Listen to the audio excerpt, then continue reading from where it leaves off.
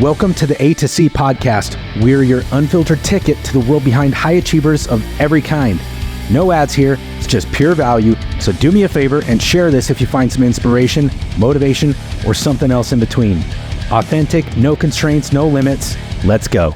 I'm not going to make folks wait for it to get down into the good details here because this is such a treat. For anyone who doesn't know who Mr. McKnight is at this point, if you want to sell more life insurance, if you want to do not just more business, but more ethical business in the financial services space, you need to get to know Mr. McKnight. And what David is doing and what he's done over the last several decades has been amazing. It changed my career. That's one of the reasons I think I shared with you earlier this year when we did a webinar together, that I feel like it's such a treat to be in a position where I get to talk to you a little bit here and there, because it's sincerely changed my life, implementing so many of the things that I learned before I even knew you. I just read a book and really changed my life. Tell me though, David, what I want people to know, like I say, they can read about Power of Zero and Look Before You Lerp, and you have so many good publications. I really urge people to go buy those. It's worth the money. You're going to spend what, $10? And I've made millions. It's blessed my life and my family's life. It's changed our lives. And we've been able to change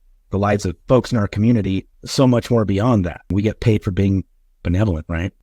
But what got you to that? Where did the idea of tax brackets and mitigating your taxable liability, it's been around a lot longer than any of your books, but you put a lot of pieces together and you grow a passion for it. I think that's one of the biggest things. So what's David's story? Yeah, so when I came into the industry in 1997, there wasn't really any real emphasis on tax-free retirement. I actually came on with McKnight back in 1997. VUL was really the hot product in the market because, it was the 90s. You drop $100,000 into the S&P 500 in 1990, take a nap for 9 years, you wake up in 1999, you got $600,000. So it was all about VUL back then. So I was sort of weaned on this idea of just VUL as a way to put unlimited amounts of money into a tax-free environment. The Roth IRA was relatively new on the scene. So the VUL was seen as the way to build tax-free wealth over time.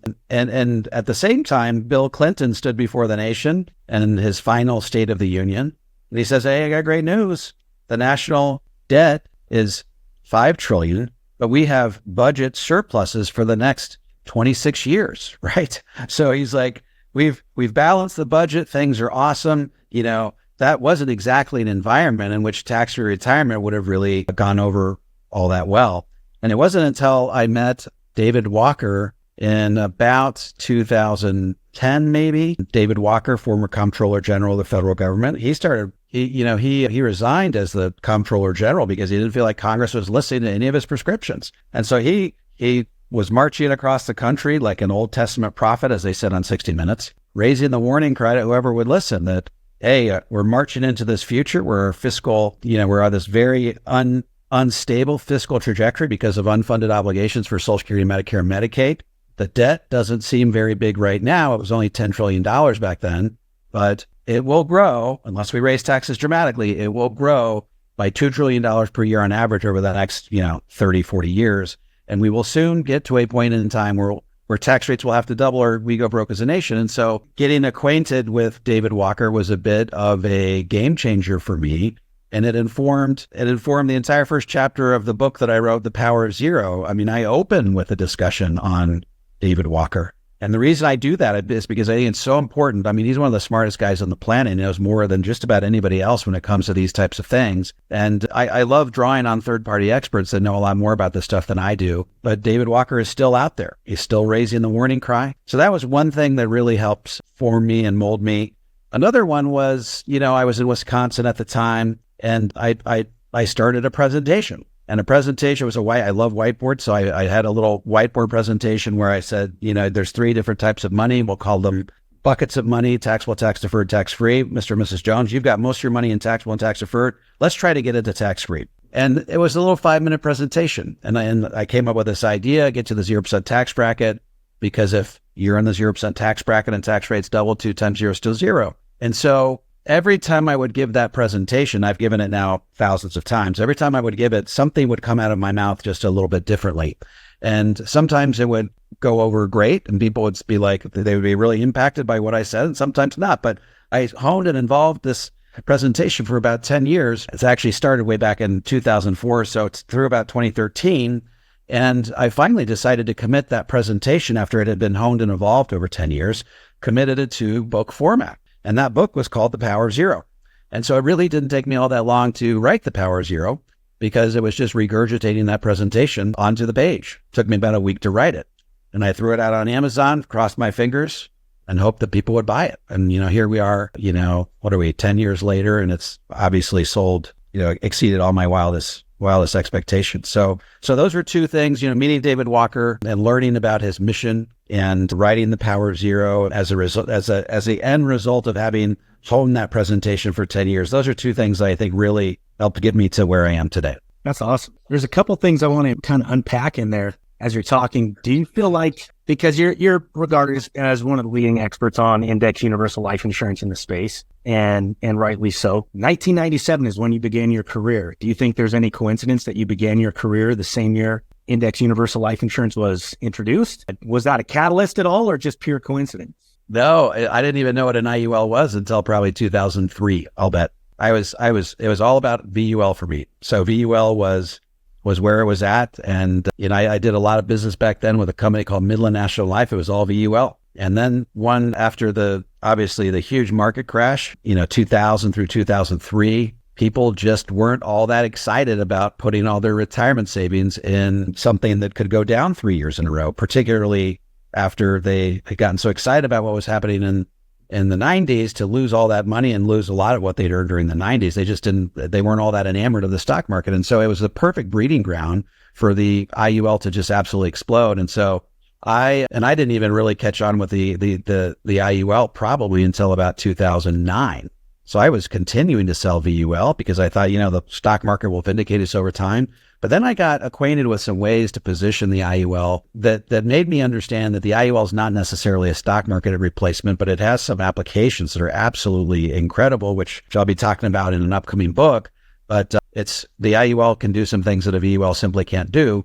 And so it's really been a focus of what I've been trying to do in terms of getting the word out for the last 11, 12 years. I love that. And I love it myself. I've been working on these books. I'd mentioned that to you, and I'm taking a hell of a lot longer than a week though. And so I got to get off my duffs and get it done. So how has The Power of Zero, the book, changed your life? Because as I understand it, you didn't do the popular thing now is write a book and you do an Amazon bestseller push with some internet marketer. And that's not the route you went. You put value out there, hoping it was reciprocated back. And it was.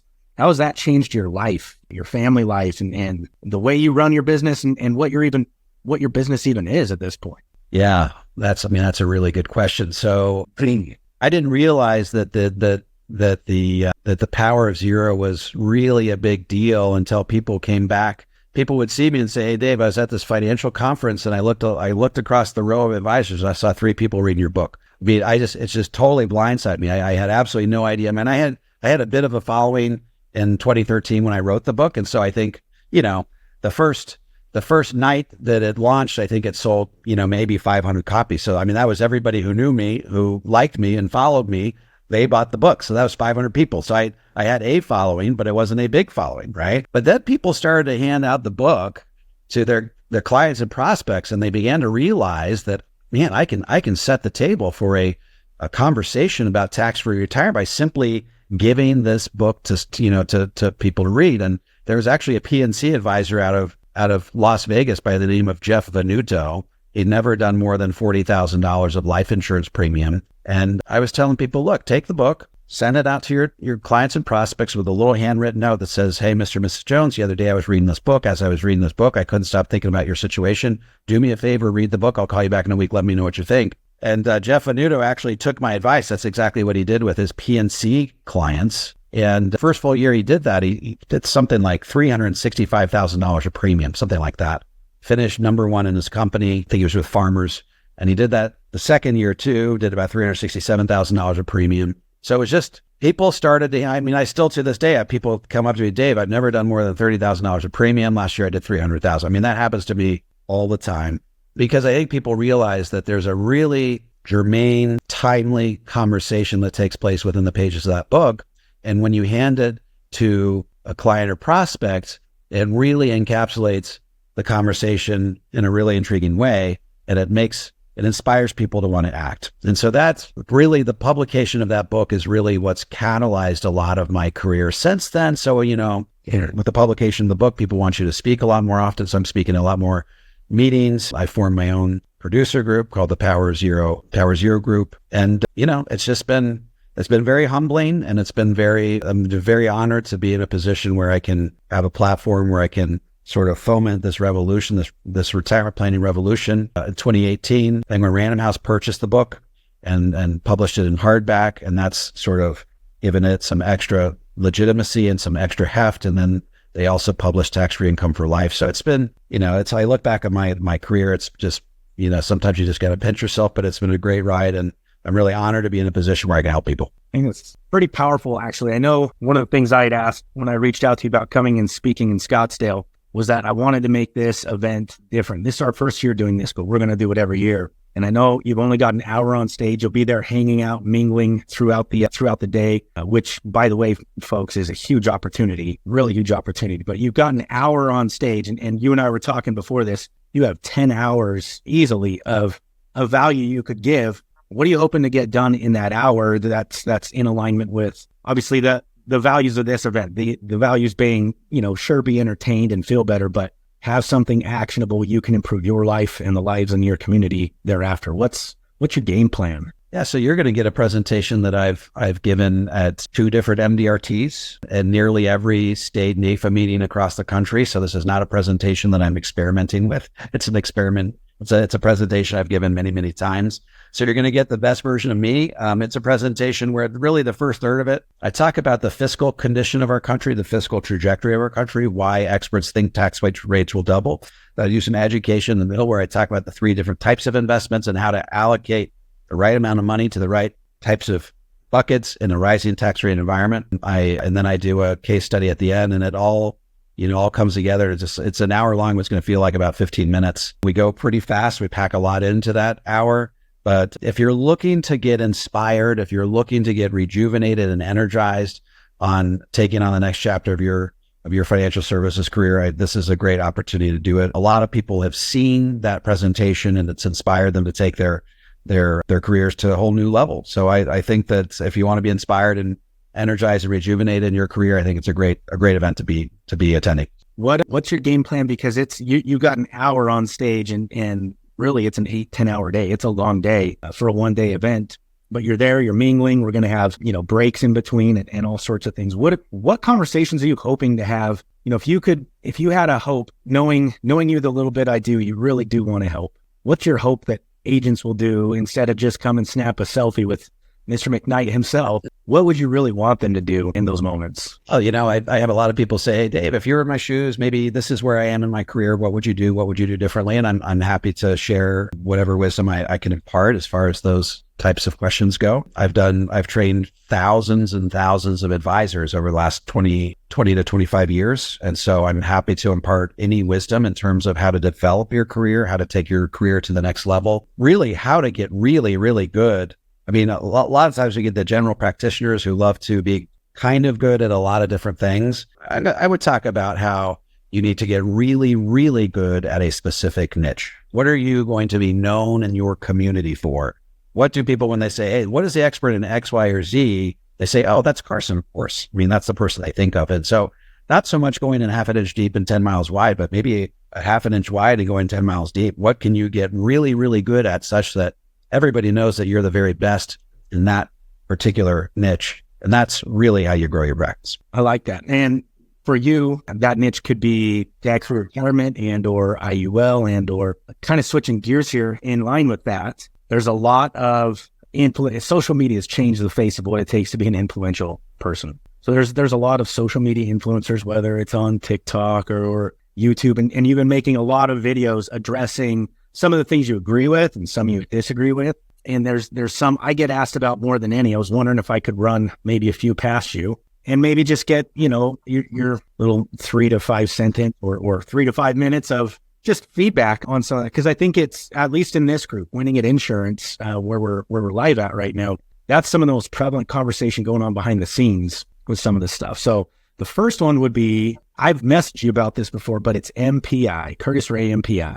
What are your thoughts on Curtis Ray MPI? Yeah, I like Curtis. I've had some dialogue with Curtis. I did film a video not long ago where I disagreed with Curtis on using the IUL as your exclusive emergency fund. I'm a traditionalist. I think that an emergency fund should be an emergency fund. Does IUL have liquidity? Sure, but it's not an emergency fund, right?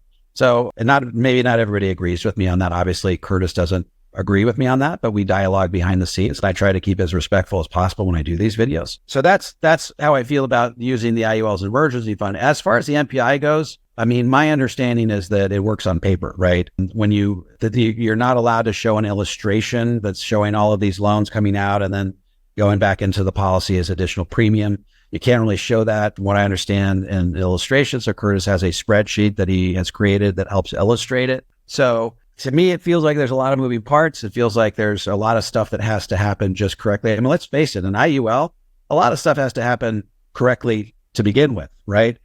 They've got to fund it properly. They got to structure it properly. They got to stick with the program for the rest of their lives. They got to take the right type of loan in the right year for all of this to work. They've got to have at least $1 left when they die, or it all becomes the worst investment you ever made.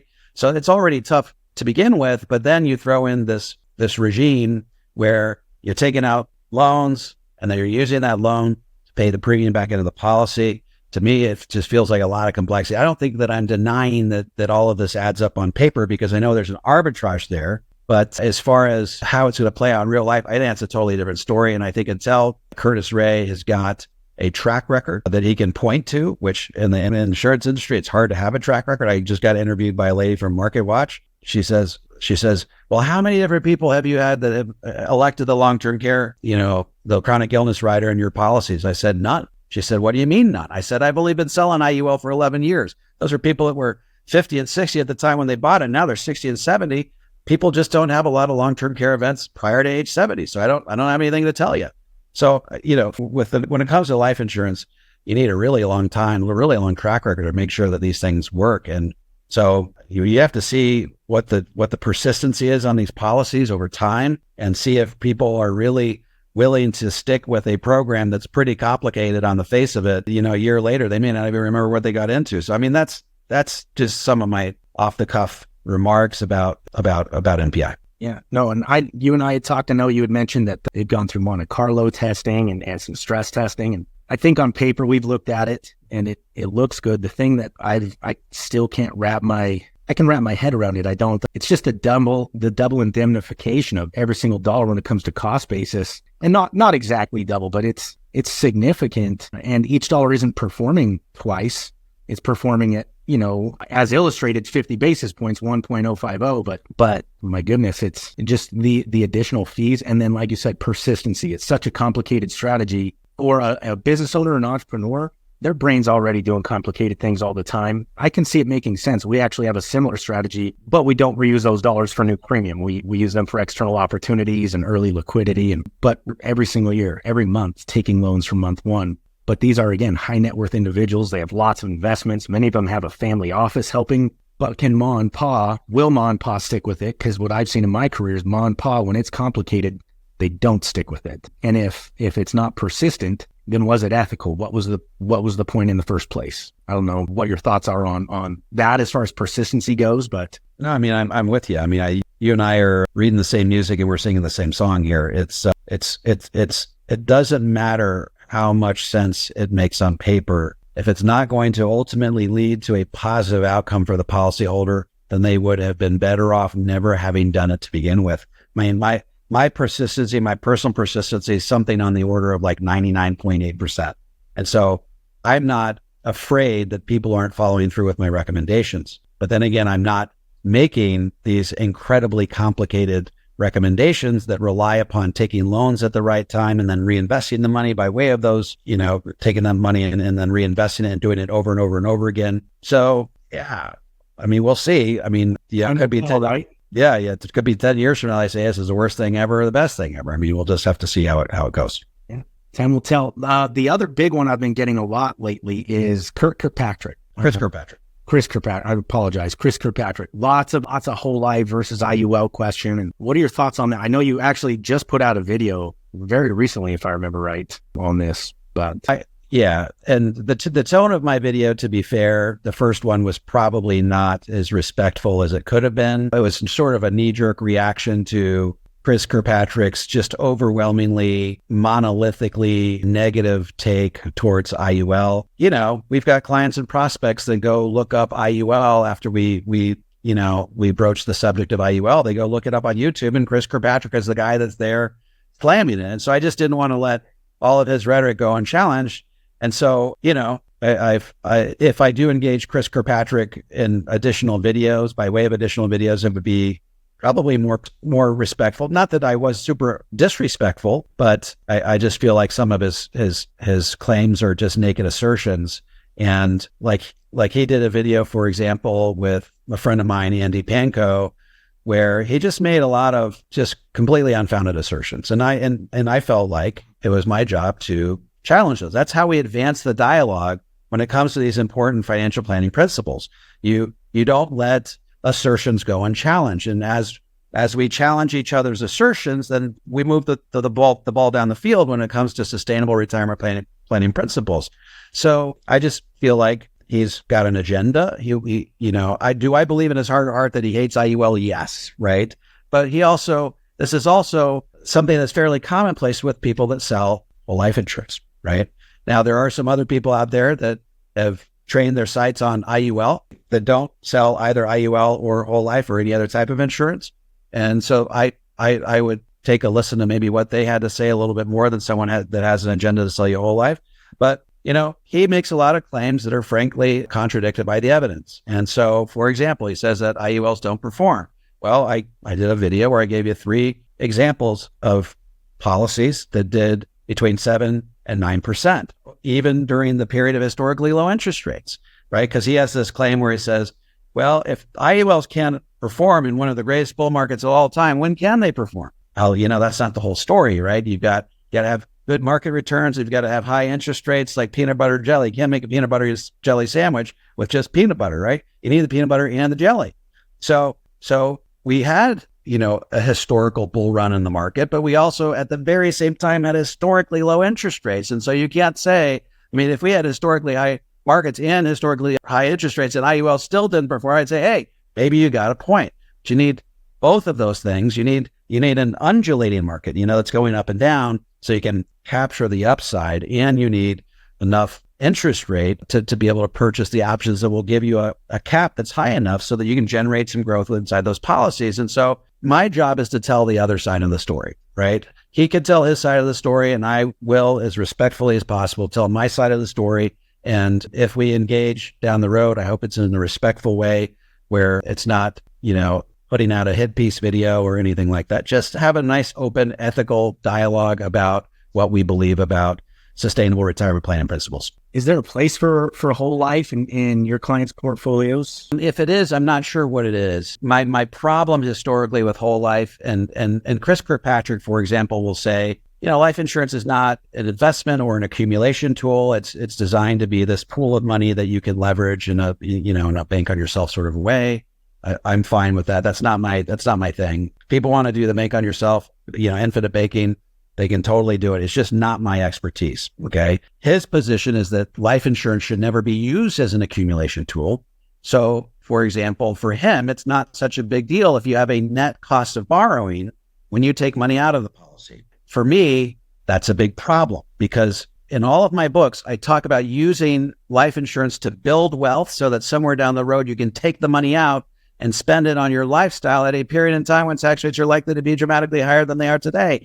And if there's a net cost to borrow, even if it's 0.5%, 1%, 2%, I've seen them as bad as 4%, then that cost never goes away. So long as you're not planning on paying that loan back, and I don't think you should, if you're trying to have it feel like a Roth IRA, Roth distribution, you're not going to pay that loan back. So that interest will continue to grow and compound over time to the point where it bankrupts your policy. I've done the math on it. It can bankrupt, you know, just a 2% policy loan and bankrupt your policy like 18 years in advance of when you ever thought possible. A 1% loan will bankrupt your policy 11 years faster than you ever thought possible. So I just don't want to have any surprises when it comes to, you know, snowballing interest. And so I insist on having policies that have the ability to give you a cost-free and tax-free distribution. And VULs historically were the only one that can do it. And now, IULs have the ability. There's several companies that guarantee their zero cost net loans. And so that's a really big deal. Yeah, I think that's huge, really huge.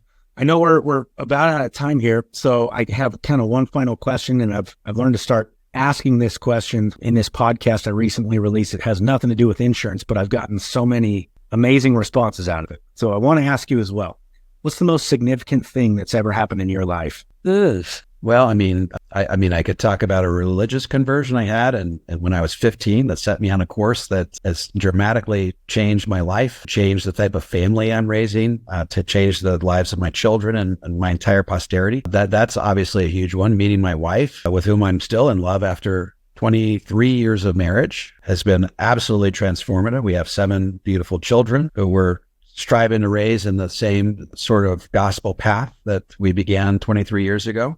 So really, it's not going to have very much to do with my career. If I were looking at it from a purely lay perspective, I could say, wow, when I published The Power of Zero, but that's not really the important thing in my life. The important thing is that the path that the decision that I made to take a different path in life when I was 16 years old, and then the woman that I married. Those are the 2 most important decisions that I made in life. And I always tell people, marry the right person, the right time, right place, and that will determine 90% of your marriage, or 90% of your happiness in life.